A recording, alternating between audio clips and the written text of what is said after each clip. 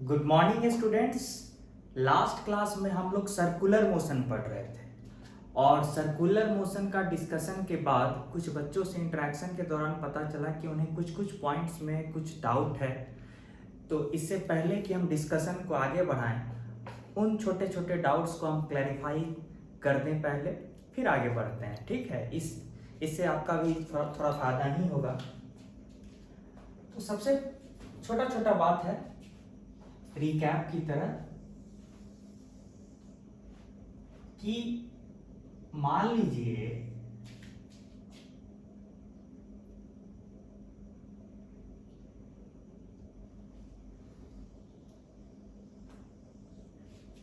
कि एक पार्टिकल जो है एक ऐसे सर्कल पे मूव कर रहा है जिसका सेंटर O है।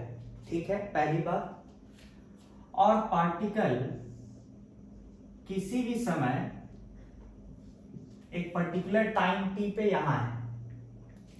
सबसे इंपॉर्टेंट बात क्या है कि हम लोग जानते हैं 2D मोशन के डिस्कशन के दौरान क्या दिखाए थे कि पार्टिकल का वेलोसिटी ऑलवेज ट्रैजेक्टरी के टेंजेंशियल होता है।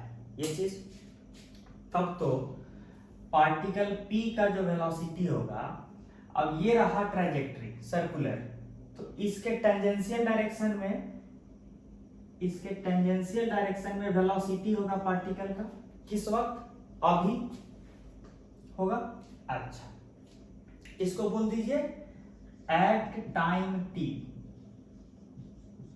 ठीक है, अब मेरा कहना है कि सर्कुलर मोशन को हम लोग दो भाग में पढ़े थे, यूनिफॉर्म सर्कुलर मोशन और नॉन यूनिफॉर्म सर्कुलर मोशन। तो यूनिफॉर्म सर्कुलर मोशन में हम क्या बोले थे कि speed that is magnitude of velocity क्या है? कांस्टेंट है, ये बोले थे। नॉन यूनिफॉर्म सर्कुलर मोशन में क्या बोले थे कि speed that is magnitude of velocity vector is not constant, यानी वेरिएबल है। ये था।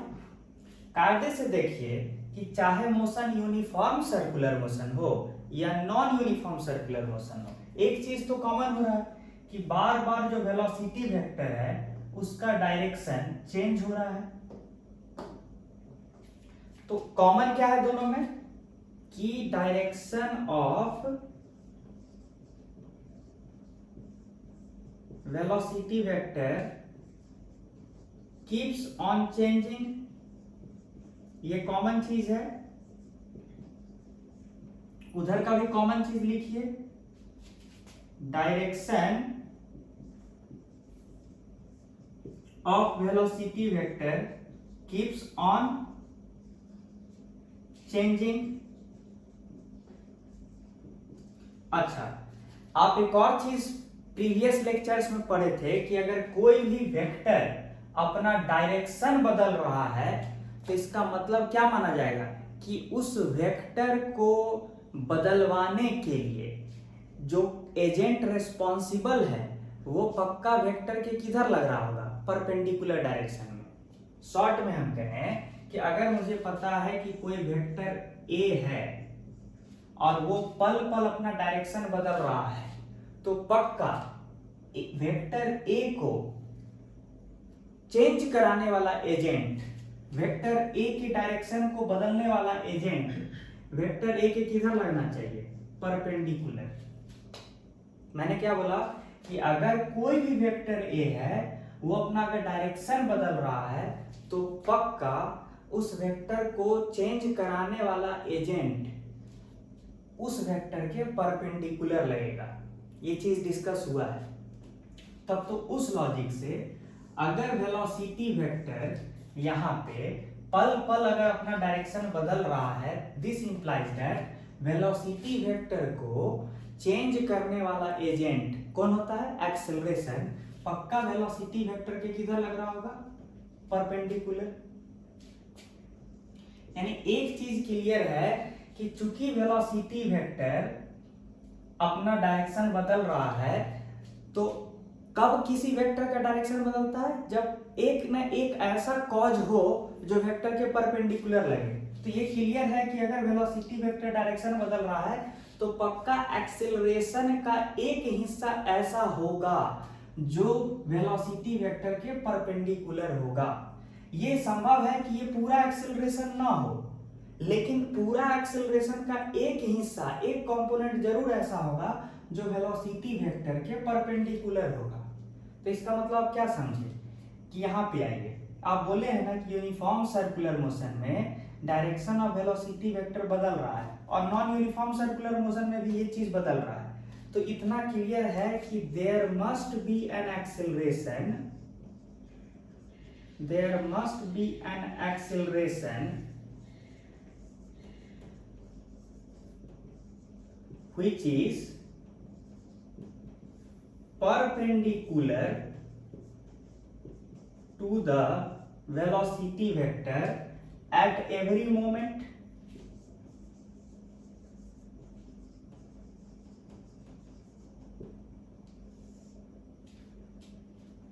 अच्छा, सेम लॉजिक यहां पे भी लग जाएगा, यही सेम लॉजिक यहां पे भी लिख देंगे कि आप निचोड़ क्या बताएं कि चाहे यूनिफॉर्म सर्कुलर मोशन हो या नॉन यूनिफॉर्म सर्कुलर मोशन हो, वेलोसिटी वेक्टर बार बार अपना डायरेक्शन बदल रहा है। तो इसका मतलब है कि उस वेक्टर को बदलवाने वाला जो एजेंट है कौन है? एक्सेलरेशन। उस एक्सेलरेशन का कम से कम एक हिस्सा ऐसा होगा जो वेलोसिटी वेक्टर के परपेंडिकुलर होगा। अगर ऐसा होगा तभी वेलोसिटी वेक्टर का डायरेक्शन बदल सकता है। ये चीज पहले भी डिस्कस हुआ है, ठीक है। तो यूनिफॉर्म सर्कुलर मोशन में स्पीड तो नहीं बदल रहा है। स्पीड का मतलब होता है मैग्नीट्यूड ऑफ वेलोसिटी। मान लीजिए ये वेलोसिटी वेक्टर है और इसका लेंथ जो है मैग्नीट्यूड बताता है, यानी स्पीड, उसको v से रिप्रेजेंट कीजिए। हम कह रहे हैं कि यूनिफॉर्म सर्कुलर मोशन में स्पीड नहीं बदल रहा है। कब नहीं बदलेगा? जब वेलोसिटी वेक्टर को बदलवाने वाला एजेंट, समझ रहे हैं कौन? एक्सेलरेशन, वेलोसिटी वेक्टर के पैरेलल या एंटी पैरेलल नहीं लगेगा। इसका मतलब है कि यूनिफॉर्म सर्कुलर मोशन में चूंकि स्पीड नहीं बदल रहा है तो एक्सेलरेशन का कोई भी हिस्सा, कोई भी कंपोनेंट ना तो ऐसे हो सकता है ना ऐसे हो सकता है, ठीक है। ना तो ऐसे हो सकता है ना ऐसे हो सकता है, ठीक है।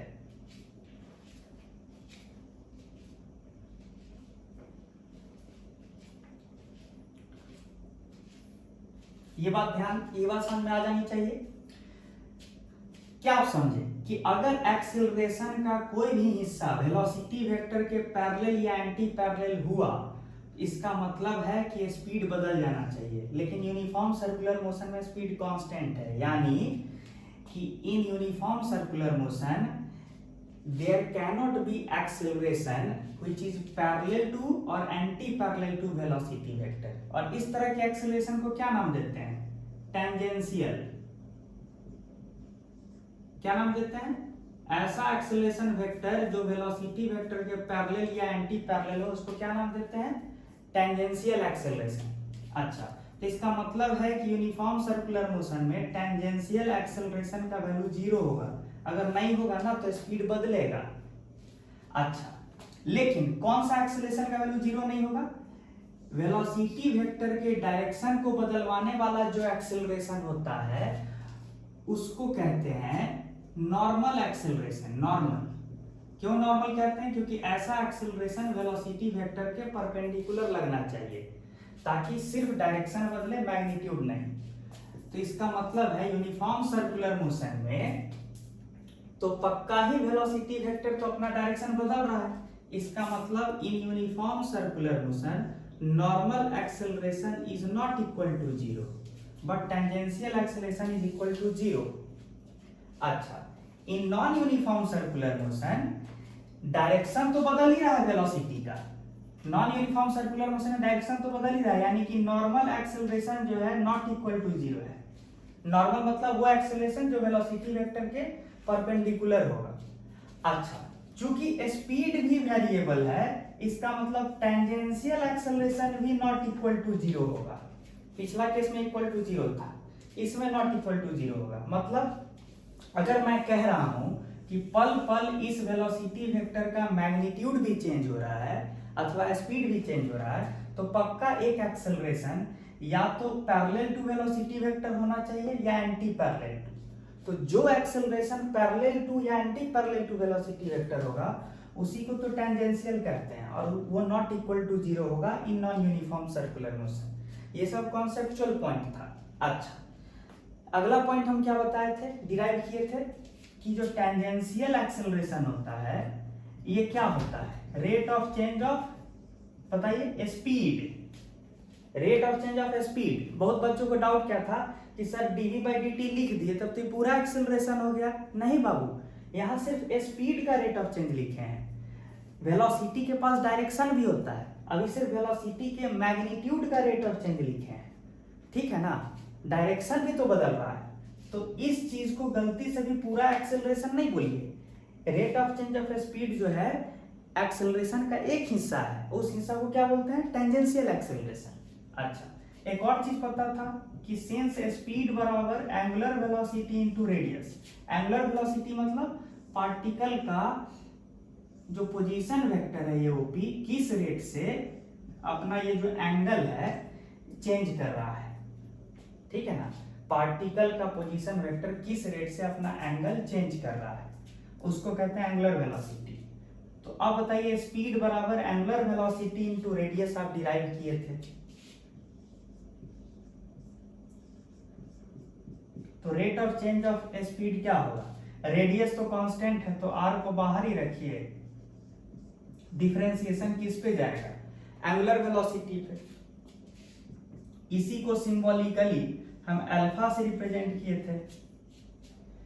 अल्फा होता है rate of change of angular velocity, इसको कुछ लोग फैंसी लहजे में एंगुलर एक्सेलरेशन भी कहते हैं,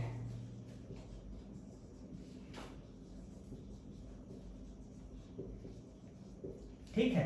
तो आप क्या कह सकते हैं, rate of change of speed is nothing but angular acceleration multiplied by radius. अच्छा, यही तो टेंजेंशियल एक्सेलरेशन है, ठीक है। अच्छा, एक बात और ध्यान देने वाली बात है कि अगर सच में स्पीड को बदलना है, अगर सच में स्पीड बदल रहा है किसी पार्टिकल का, तो उसका जरूर एंगुलर वेलोसिटी भी बदल रहा है, ये होना ही चाहिए, नहीं तो कोई नहीं। अगर स्पीड बदल रहा है, ओमेगा नहीं बदल रहा है, तो तब तो इक्वलिटी कभी होल्ड ही नहीं करेगा, है ना। तो ये एक लमसम सा ओवरव्यू दिए। अच्छा, रही बात नॉर्मल एक्सेलरेशन का, तो उस पर भी थोड़ा सा कमेंट्री कर दें।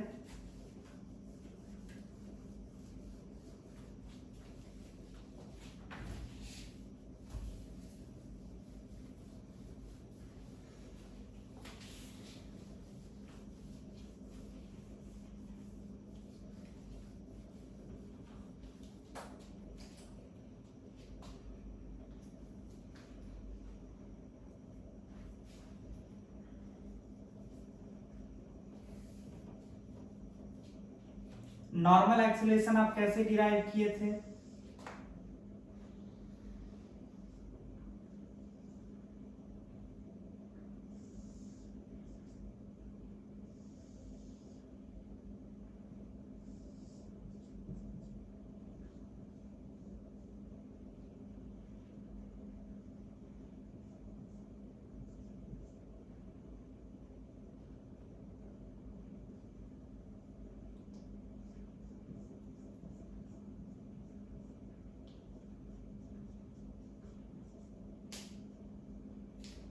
देखिए नॉर्मल एक्सेलरेशन के लिए क्या किए थे, ये रहा वेलोसिटी वेक्टर, और वेलोसिटी वेक्टर के डायरेक्शन को बदलवाने वाला जो कॉज होता है उसी को नॉर्मल एक्सेलरेशन कहते हैं। तो याद कीजिए, उसको शॉर्ट में क्या बताया था कि थोड़ी देर बाद पार्टिकल ऐसे रहेगा, ऐसे, ठीक है,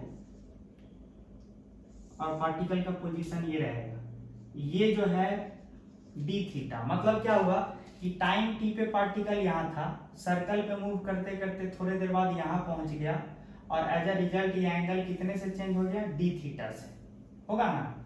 अच्छा, अब मेरा मकसद है नॉर्मल एक्सेलरेशन निकालना। तो आप बोले कि ओरिजिनली वेलोसिटी ये था, थोड़ी देर बाद घूम के कुछ ऐसा हो गया, ठीक है, इसको आप v डैश बोलिए क्योंकि एरो का डायरेक्शन तो बदल गया है तो दोनों वेक्टर अलग होगा। लेकिन मेरा कहना है कि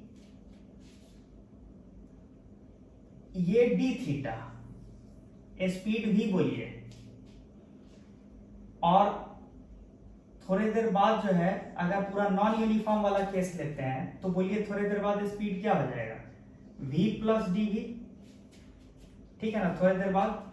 अब क्या कीजिए कि आपको क्या ढूंढना है, अभी टेंजेंशियल एक्सेलरेशन तो आप ऑलरेडी ढूंढ चुके हैं ना, जिस रेट से ये स्पीड जो चेंज हो रहा है v से dv, v के बाद v प्लस dv हो गया, तो जिस रेट से स्पीड चेंज हो रहा है वो तो आप बता ही दिए, dv बाई dt बराबर अल्फा, तो ये चीज तो ऑलरेडी नोन है। अभी आपका मेन मकसद क्या था कि किस रेट से वेलोसिटी वेक्टर का डायरेक्शन बदल रहा है, यानी नॉर्मल एक्सेलरेशन क्या है। तो आप क्या कीजिएगा कि वेलोसिटी वेक्टर के 90 डिग्री पे एक ये वेक्टर बनाइए, ये तो जो एक्सेलरेशन वेलोसिटी वेक्टर के 90 डिग्री पे रहता है वही वेलोसिटी वेक्टर का डायरेक्शन बदलवाता है, ठीक है। तो अगर इधर होगा एक्सेलरेशन, कौन एक्सेलरेशन, नॉर्मल एक्सेलरेशन, और dt टाइम का चर्चा है तो अब ध्यान दीजिए, अगर ये स्पीड v है तो इतना दूर ये भी v है, तो इतना दूर क्या है, dv, ठीक है। हमको इससे मतलब नहीं है कि ये स्पीड कितना से चेंज हुआ, हमको इससे मतलब है कि कितना से, किस रेट से इसका डायरेक्शन चेंज हुआ है। तो उसके लिए ध्यान दीजिए, ओरिजिनल वेलोसिटी वेक्टर ये था और ये हो गया चेंज इन वेलोसिटी वेक्टर, ठीक है। कौन सा, आप ऐसे समझ लीजिए कि इस डायरेक्शन में नॉर्मल एक्सेलरेशन है, तो नॉर्मल एक्सेलरेशन है इस डायरेक्शन में, और डेल्टा t सेकेंड्स के लिए आप देखें तो ये वाला जो वेक्टर है ये कितना के बराबर होगा, normal acceleration multiplied by small time interval, ठीक है। वो आपको क्या देगा, normal acceleration multiplied by small time interval will give you that change in velocity which is perpendicular to original velocity vector. तो शॉर्ट में कहिए ना कि ये जो an dt है, ठीक है, ये कितना के बराबर होगा, an dt।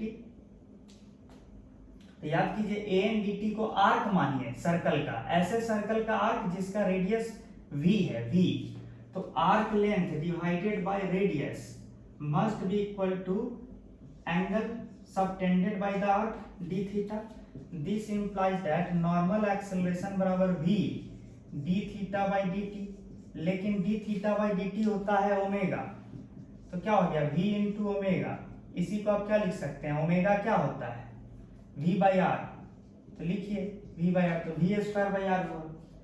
आप इसी को, आपको ये भी पता है कि नॉर्मल एक्सेलरेशन अभी कितना आया है, v ओमेगा, लेकिन v बराबर ओमेगा आर होता है, यानी ये ओमेगा स्क्वायर आर भी लिख सकते हैं। ये बात क्लियर कि दो चीज हुआ है मेरे वेलोसिटी के साथ, दो चीज हुआ है, एक स्पीड बदला है, एक डायरेक्शन, एक एक्सेलरेशन की वजह से डायरेक्शन बदला है और एक एक्सेलरेशन की वजह से स्पीड बदला है। तो देखिए कहानी सिंपल है भी कि पुराना वेलोसिटी ये था, पुराना वेलोसिटी ये था, ये, और नया वेलोसिटी वेक्टर ये है। तो नया और पुराना के साथ ऐसा ये कीजिए, ये बनाइए, तो ये क्या हुआ, नया ये है, पुराना ये है, यानी पुराना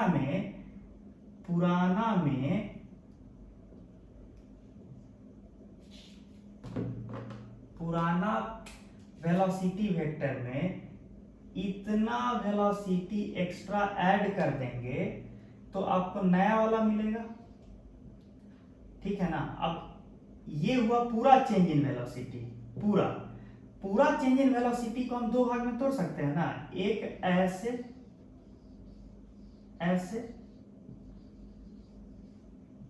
और एक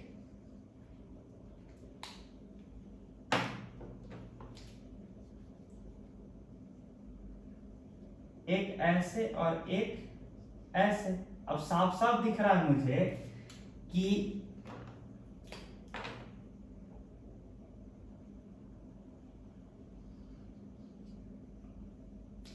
पूरा चेंज इन वेलोसिटी वेक्टर जो है वो दो वजहों से है।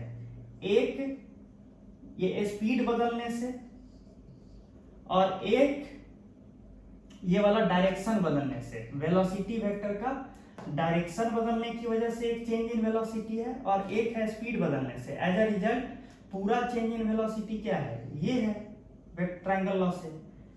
ये और ये दो दो component of change in velocity है, तो नेट चेंज इन वेलोसिटी ये हुआ, होना भी था। ठीक है,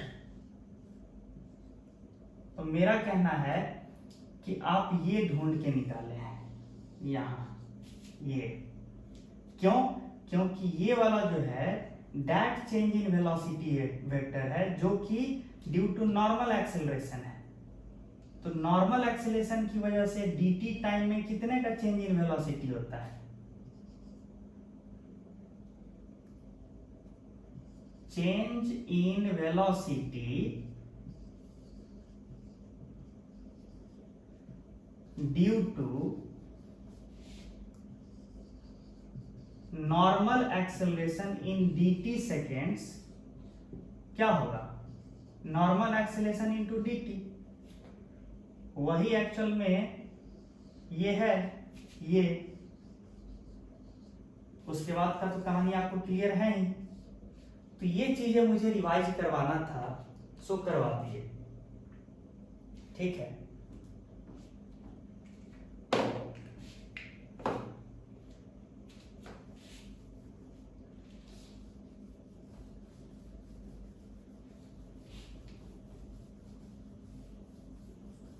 तो आपसे अगर कोई examiner non uniform circular motion का कहानी डिस्कस करने बोलेगा, तो आप सिंपली क्या कहिएगा कि देखिए महोदय कि पहले था वेलोसिटी v वेक्टर, थोड़े देर बाद हो जाएगा वेलोसिटी इस तरह से v डैश वेक्टर। तो मतलब फाइनल v डैश ये हुआ, ये हो जाएगा कितना d theta. Initial v vector था, इनिशियल में कितना जोड़ेंगे कि फाइनल मिलेगा, तो ये जोड़ेंगे, ये तो ये एक्चुअल में क्या कहलाएगा, पूरा चेंज इन वेलोसिटी वेक्टर। लेकिन जो पूरा चेंज इन वेलोसिटी वेक्टर है उसको आप चाहिएगा तो दो भाग में तोड़ के देख सकते हैं। पूरा चेंज को आप ऐसे देखिए, एक ऐसे रिजॉल्व कीजिए, इस पूरे डेल्टा वी वेक्टर को आप एक ऐसे रिजॉल्व कीजिए, और